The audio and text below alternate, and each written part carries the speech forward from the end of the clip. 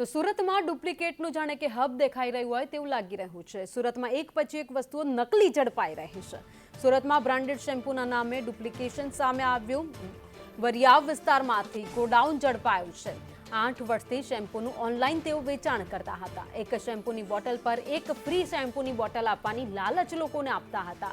હાલમાં પોલીસે તપાસ કરી આખું કારખાનું ઝડપી પાડ્યું છે અને 16,36,000નો મુદ્દામાલ પણ જપ્ત કરવામાં આવ્યો છે। આ સાથે જ એક વ્યક્તિની પણ ધરપકડ કરી લેવાઈ છે। ડેનિસ વિરાણી અને જેમિલ ગાબાણી વોન્ટેડ જાહેર થયા છે।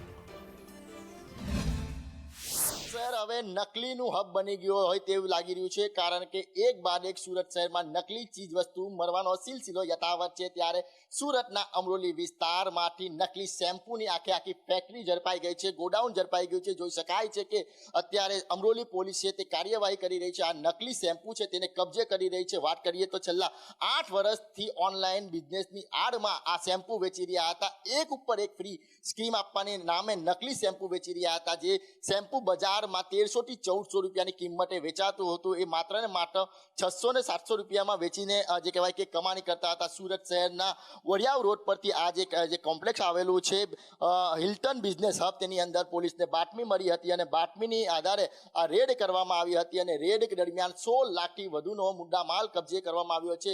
વિદેશી બ્રાન્ડનું શેમ્પૂ છે તે ન જીવા રૂપિયા કમાવા માટે તેની અંદર કેમિકલ મિક્સ કરીને તેઓ બજારમાં વેચતા હતા। ખાસ વાત કરીએ તો જે લોકો ઓનલાઈન ખરીદી કરતા હોય છે તેના માટે ચેતવણીરૂપ કિસ્સો સુરતના અમરોલી વિસ્તારમાંથી આવ્યો છે, કારણ કે મોટી માત્રામાં આ જે શેમ્પૂ છે તે કબજે કરવામાં આવ્યું છે। પોલીસે એક ઇસમની ધરપકડ કરી છે અને જે માલિક છે ડેનિસ વિરાણી અને જેમિલ ગાબાણી છે તે આ સમગ્ર નકલીનો કારોબાર ચલાવતા હતા। પોલીસે રેડ કરતા તેમને ગંધ આવી જતા તેઓ અત્યારે ભાગવામાં સફળ થયા છે, પરંતુ પોલીસે તેમને પણ પોલીસ ચોપડે વોન્ટેડ બતાવીને શોધખોળ હાથ ધરી છે। એટલે સુરત શહેરમાં એક બાદ એક નકલી ચીજ વસ્તુઓ મળી આવતી હોય છે, ત્યારે ફરી એકવાર નકલી શેમ્પૂ મળી આવ્યું છે અને પોલીસે વધુ તપાસ હાથ ધરી છે।